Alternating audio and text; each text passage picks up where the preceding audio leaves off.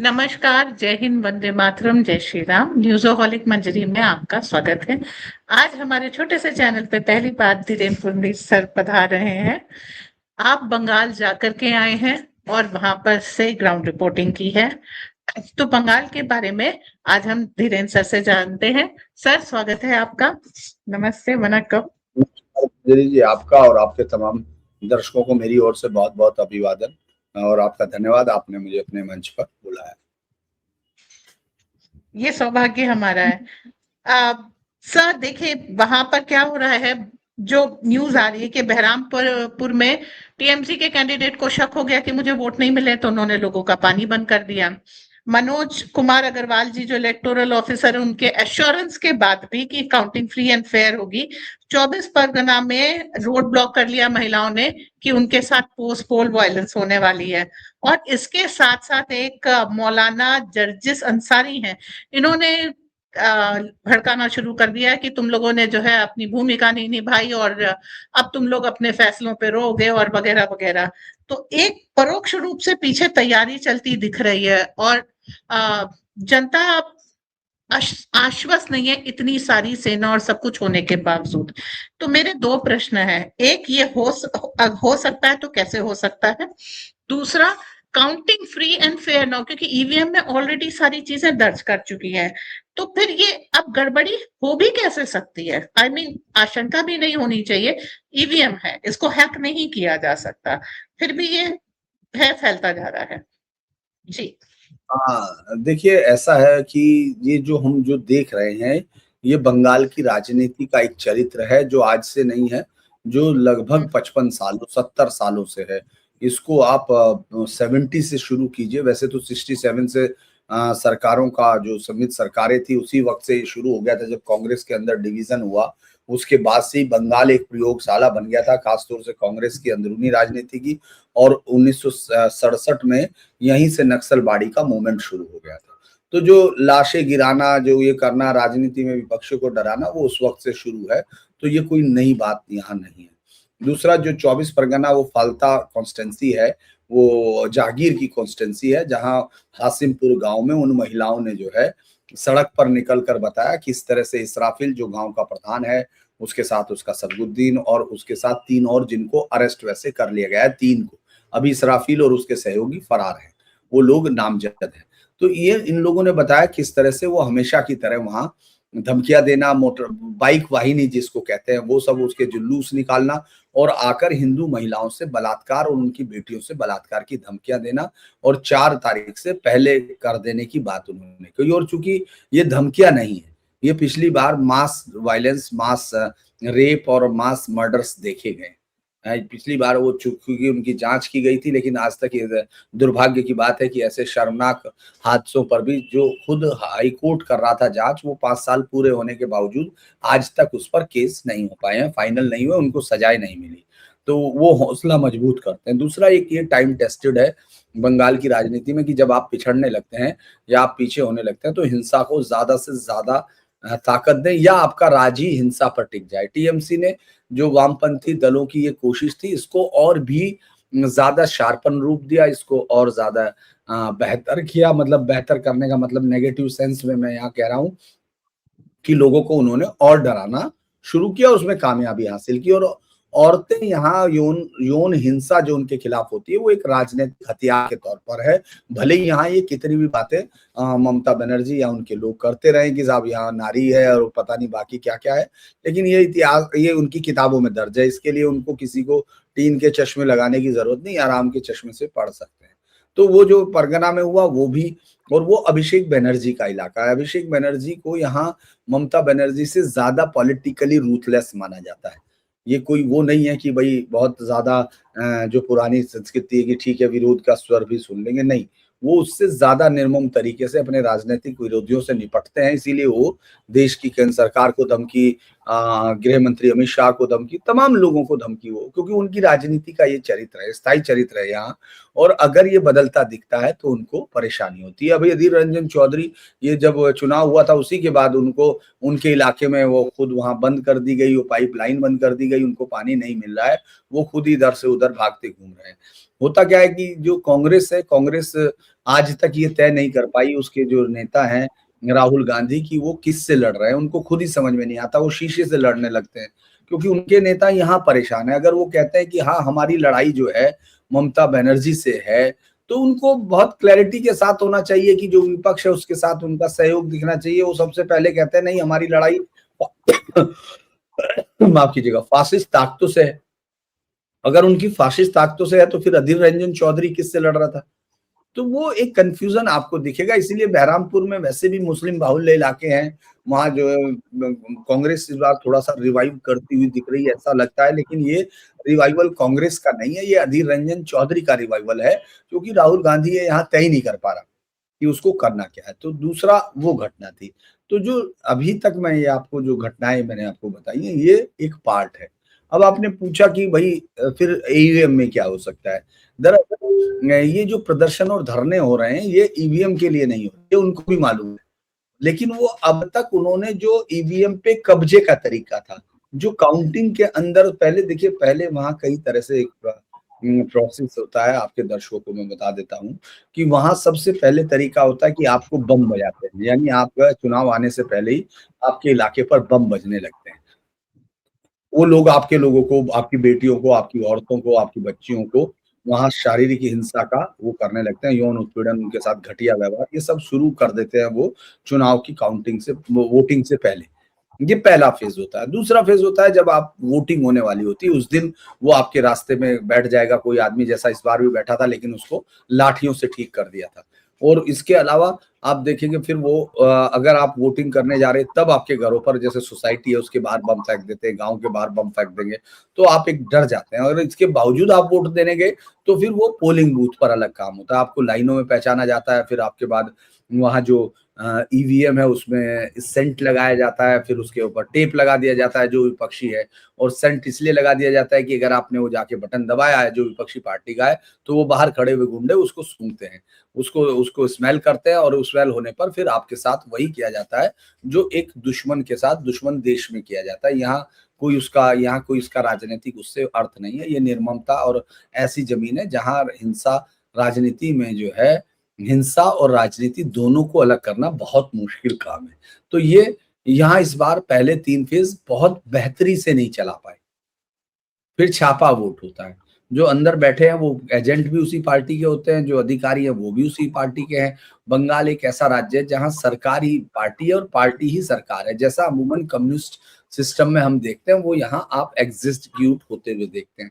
तो वहाँ कोई उसकी तो बात होती नहीं है कि भाई आप कैसे सरकार के खिलाफ खड़े हो, तो आपके लिए जो भी हो सकता है, आपको कत्ल करें, आपको मारें, आपके परिवार को खत्म करें, आपके जो आपको सरकारी सुविधाएं मिलती हैं उनको खत्म किया जाए, आपके बच्चों को, आने वालों को स्कूल में ना पढ़ने दिया जाए, आपकी बच्चियों के साथ रेप किए जाएं, गैंग रेप कर सकते हैं। इस तरह की चीजें का बहुत बड़ा उदाहरण यहाँ मिलते रहे हैं। कोई ऐसा नहीं है कि मैं कह रहा हूँ कि बहुत है, उदाहरण मिलते रहे हैं। और 2021 के चुनाव की जो हिंसा है वो इनका सबसे बड़ा उदाहरण है, और मैं उसी उदाहरणों पर बेस ये बातें आपको कह रहा हूँ। तो अगर हम ये देखते हैं तो ये सारी चीजें इस बार सुरक्षा बलों की जो मौजूदगी हुई है, ये 1970-71 के बाद रिकॉर्डेड तौर पर मैं आपको कह रहा हूँ रेफरेंस में, कि 1971 14 जनवरी या 14 जनवरी का शायद 17 जनवरी 1971 को यहाँ एक हिंसा हुई थी जहां से 14 लोग एक दिन में मरे थे। और ऐसी बहुत सारी हिंसा यहाँ कंटिन्यू होती रही, जो ग्रेटर कोलकाता किलिंग की लोगों को याद दिलाती रही अक्सर कि कैसे राजनीतिक हिंसा यहाँ का एक स्थायी चरित्र बन गई है। ये पहली बार था जब कोई 2 फेज में चुनाव हो गया। बंगाल में कोई चुनाव के दौरान हिंसा से नहीं मरा, चुनावी हिंसा से, न प्री पोल, न पोस्ट पोल, न पोलिंग डे, और ना ही किसी ने फिर उसके बाद किसी पर अत्याचार किए, अटैक किए। और ये जिस आदमी की वजह से हुआ, उस आदमी को यहाँ की राजनीति में अब खलनायक और विलेन और पता नहीं क्या क्या कहा जाता है। लेकिन वो उससे बेमुस्त अलग होके अब वही काम काउंटिंग के लिए हो रहा। तो चूंकि उन पार्टी को ये लग चुका जो सरकार में है कि भाई अब आपका ये फेल हो गया, तो फाइनल क्या है? फाइनल ये है कि आप काउंटिंग को डिस्टर्ब कर दीजिए किसी भी तरह लोगों के अंदर, चूंकि लोग तो फैसला कर चुके, तो इसलिए अब उसमें बहुत ज्यादा कुछ नहीं हो सकता। तो एक ही काम हो सकता है जो यहाँ लोगों को चल भी रहा है, जब हम बात कर रहे हैं उस समय भी बहुत सारे मैसेज आ रहे हैं और यहाँ के लोगों को लग रहा है कि अब जो सरकार है वो जो है हर आदमी को कहा गया है कि अब काउंटिंग सेंटर के आधार बाहर अपने 5-5, 7-7 हजार लोग खड़े रखो।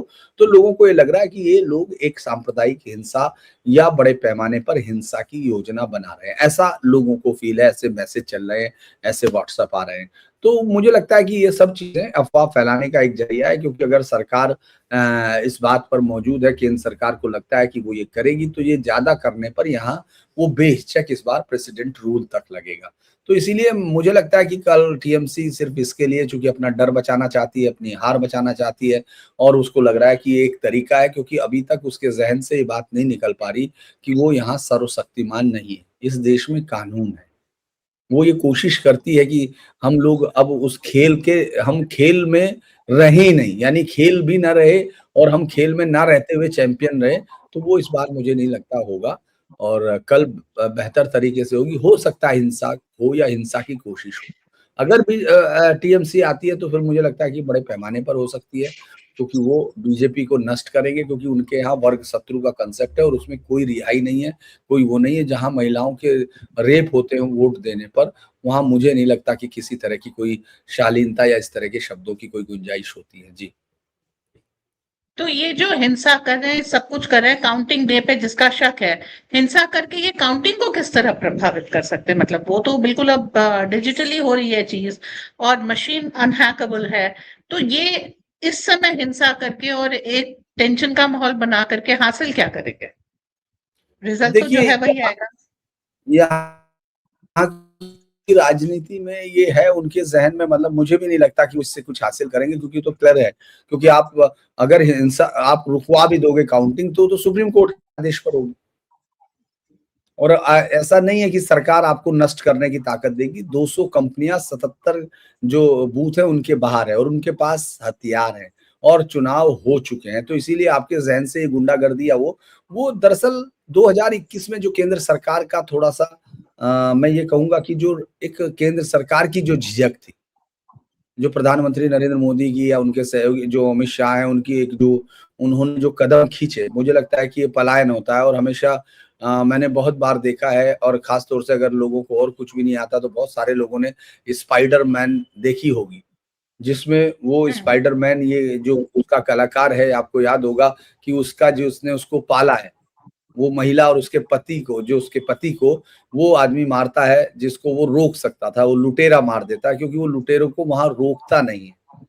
तो बाद तक अगर आप उसके 3 सीरीज मैंने देखी, मैं बहुत कम पिक्चरें देखता हूँ, लेकिन मुझे वो चीज बार बार आती है कि जब आपके पास शक्ति होती है तो आपको विलेन लोगों को रोकना होता है। आपको अपराध का, आप ये कह के नहीं बच सकते कि इसने मेरे लिए नहीं किया या मुझे नहीं मालूम था, ये अभी आपके सामने उसने अपराध किया, वो कर रहा है और वो निकल रहा है, भले ही आप उससे प्रभावित हो रहे नहीं। तो ऐसा होता नहीं है कि आप उससे प्रभावित नहीं होंगे। पिछली बार केंद्र सरकार की अक्षम में लापरवाही है, और ये मुझे लगता है कि प्रधानमंत्री मोदी और उनके कैरियर पे एक धब्बा भी है, जो लिखा भी जाना चाहिए हिंदुस्तान के इतिहास में।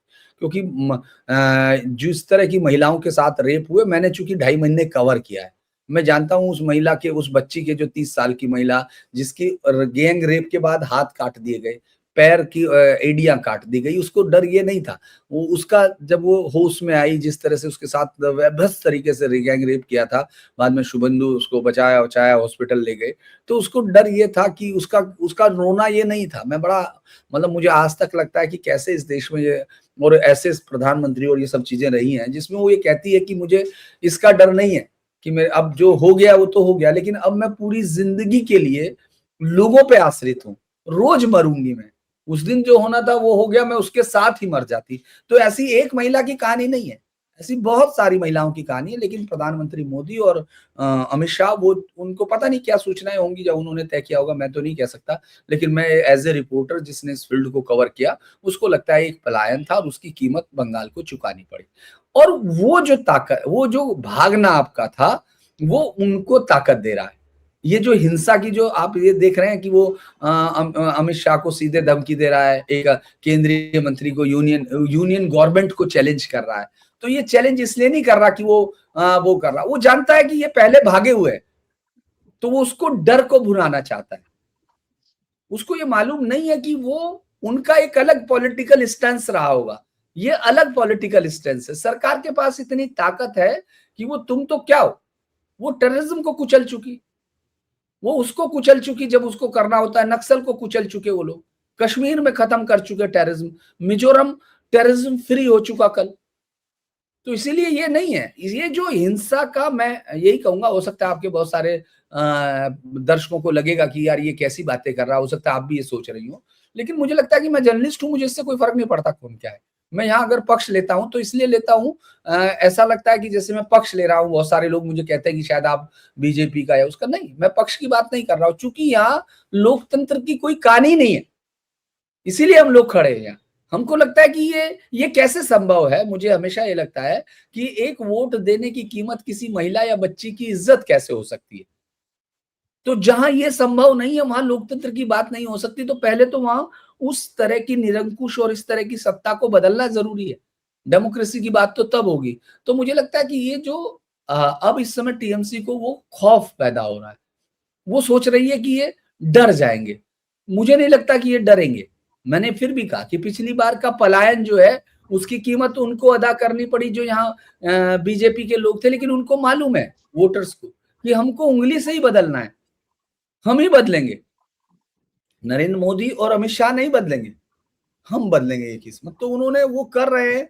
तो मुझे लगता है कि इस बार ये उस डर को भुनाने की कोशिश है जो आपका, चूंकि आपने वो सवाल इस तरह का पूछा, तो मुझे, मैं सवालों से भागता नहीं, फिर मैं जो होता है मैं उसी को, जो मेरी समझ है मैं उसके हाथ से शेयर करता हूं। अगर आप मुझसे ये सवाल नहीं करती तो मैं ऐसा नहीं बताता। जो आपने कहा कि साहब वो फिर ऐसा क्यों कर रहे हैं, जब आपको मालूम है, तो आपको मालूम है, आप जानती हैं, आप इसका मतलब समझती हैं उस मैकेनिज्म को कि कैसे ईवीएम काम करता है, तो मैं भी समझता हूँ। तो मुझे मालूम है कि वो, इसका मतलब ये नहीं है कि वो उनको ईवीएम पे, उनको भी मालूम है कि ईवीएम तो वो नहीं कर सकते, हैक भी नहीं कर पाएंगे, और ना इस तरह का कोई हैकिंग सिस्टम होता। उनको मालूम है 17C से दोबारा मिलाएंगे जाएंगे, वो नंबर पढ़ा जाएगा, वो देखा जाएगा, चूंकि सील हुआ था तो इसलिए आप उसमें कुछ भी नहीं कर पाएंगे। तो ये सब वो उनका जो ये बढ़ा हुआ उत्साह है, ये उनका नहीं है, ये दुस्साहस उनका नहीं है, ये दुस्साहस वो वजह है जो 2021 अधूरा छोड़ दिया गया था। वरना इस पर मुझे लगता है कि इस पर वो होना चाहिए था। मैं अभी भी ये मानूंगा कि उस पर उस वक्त राष्ट्रपति शासन लगाया जाना चाहिए था, मैं आज भी कहता हूँ। जी, हाँ जी। उस समय केजरीवाल जी ने इनका, ममता बनर्जी का बहुत अच्छा साथ दिया था। दिल्ली में ऑक्सीजन संकट हो गया था और काफी उनको इंटरनेशनल अटेंशन आ गया था, जिसके कारण अटेंशन विड्रॉ करना पड़ा। इट वॉज, और फिर यति नरसिंहानंद स्वामी ने भी अपना एक रोल निभाया था जो लास्ट 2 फेजेस को प्रभावित कर गया। बट ठीक है, ये बहुत ज्यादा दुखद है कि बंगाल ने इस कदम की कीमत चुकाई और आज भी ये चीज हो रही है। तो अब काउंटिंग में अब आप किस तरीके से देख रहे हैं जो भी रिजल्ट आता है? वैसे तो सभी लोग एक्सपेक्ट कर रहे हैं कि कमल खिलेगा। आप धरातल पे होके आए हैं, आप क्या कहते हैं, कितनी वोट मिलेंगे, क्या होगा? आपका स्पेकुलेशन क्या है, आपकी गणना क्या है? मैं स्पेक्यूलेशन तो लगाता नहीं हूँ। मुझे जो लगता है, मुझे ये लगता है कि मैं वो नजूमी भी नहीं हूँ, ज्योतिष भी नहीं हूँ, एक रिपोर्टर हूँ। मैं आज भी वही हूँ जहाँ था, मैं अभी भी बंगाल में ही हूँ। तो मुझे उससे अभी तो आने का कोई मतलब नहीं हुआ, क्योंकि जब रिजल्ट होंगे तो उसी के बाद आया जाएगा। लेकिन जो बड़ी चीज ये है कि बीजेपी यहाँ पहले से बेहतर कर रही है, और पहले से बेहतर का मतलब है कि वो 147 मार्क को छू लेगी, इसमें कोई आश्चर्य मुझे नहीं होगा। जो जादुई आंकड़ा है उसके बाद तो ये नंबर है, और किसी रिक्शा वाले से भी आप पूछ सकती हैं, वो भी आपको बता देगा। जिसने बंगाल की तरफ मुंह करके ना सोया हो तो वो भी बता देगा। तो उस तरह का जुआ तो हम लोग नहीं खेलते, हम तो पत्रकार हैं, हम लोग तो सड़क पे रह के देखते हैं कि भाई ये क्या हो रहा है। तो हमको लगता है कि वो दिख रहा है कि बीजेपी की तरफ वो लोगों का अट्रैक्शन दिख रहा। और जब हम उसको इस तरह देखते हैं तो हम ये मानते हैं कि ये मेजोरिटी मार्क पे आएगी कि नहीं आएगी, आंधी चल रही है कि नहीं चल रही है, बस ये एसेस कर पाते हैं। क्योंकि अगर आप मुझसे ये पूछने लगे, मैं तो हो सकता है मैं 5-10 सीटों के बता दूं, लेकिन शायद ही जो जो आपको नंबर बता रहे होंगे, आप उनसे ये पूछिए, अच्छा चलो 10 सीटों पे हमको दोनों तीनों पार्टियों के उम्मीदवार बताओ, है ना। तो ये दरअसल जो सवाल है वो बहुत पिन पॉइंटेड उस तरह के होते हैं, तो मेरा जवाब भी उसी तरह से होता है। मैं आपको बता दूं कि इस समय जो है, ये सरकार में बीजेपी एक ताकतवर उसकी तरफ आगे बढ़ रही है और मुझे ये लगता है कि शायद वो इस मार्क को छू लेगी, जिस तरह की जनता का रुख है। उसके बाद देखिए मंजरी जी, ये सीट कहाँ जाती है?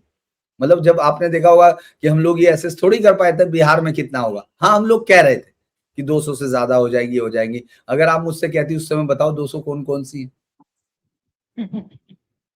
एक जनरल मैं कह रहा हूँ, मतलब वो वो नहीं, डिफिकल्ट दर्शकों के होता है। लिए, दर्शकों को अभी मानना ये है कि देखिए जर्नलिस्ट नजूम ही नहीं होता, वो सड़क पर होता है, उसको लगता है कि हाँ इस समय ये चल रहा है और गलत भी होते हैं। मैं 2021 में मैं ही हूँ उसका, मैं मेरे खुद के वीडियो पड़े हैं जिसमें मुझे लग रहा था कि बीजेपी आ रही है, बहुत शानदार तरीके से आ रही है और वो दिख रहा था क्योंकि हमने बीजेपी का 28% वोट सर्ज होते हुए देखा और 28% एक मेजर चंक होता है, मेजर साइजेबल होता जो आपको दिखने लगता है, जो आपको समझ में आता है। और फिर हम लोग उस समय नहीं देख पाए छापा वोट कैसे होता है, ये जो मैंने आपको प्रोसेस बताया, ये तो और भी डिटेल से मैं बता सकता, लेकिन चूंकि फिर हम लोग और में बैठेंगे तो आप बात करेंगे। लेकिन मुझे लगता है कि आपके सवाल का जवाब सही यही है कि बीजेपी सत्ता को छू सकती है, ऐसा हमको लग रहा है, मतलब सत्ता उसको मिल सकती है। और एक बार वो अगर 147 का मार्क छू लेती है तो फिर वो कहाँ जाएगी, कितनी ऊंचाई पर पहुंचेगी, ये हम लोग नहीं कर सकते। फिर वो कहीं भी जा सकती है क्योंकि मुझे लगता है कि बीजेपी 64 सीटें 65 सीटों पे तो कभी नहीं आएगी।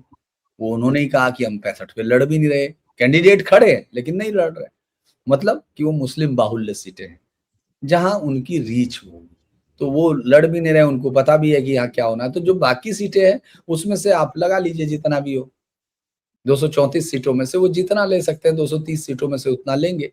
उनका सबसे पहले जरूरी है 147, और वो मार्जिन कितना होगा सक्सेस का, वो आप देख लीजिए कितने परसेंट बैठता है। देखिए, आप नजूमी नहीं है इसीलिए ज्यादा अच्छी तरीके से बता पाए क्योंकि आपने जनता की पल्स को पकड़ा है। तो आशा है जो आप कह रहे हैं वही सच हो, 147 भी टच करे, 200 भी टच करे। एंड देखते हैं हम लोग कि किस करवट ये ऊंट बैठता है। आप आए, आपका धन्यवाद। हमारे दर्शकों को आपने बहुत महत्वपूर्ण जानकारी दी। जय हिंद, वंदे मातरम। वंदे मातरम।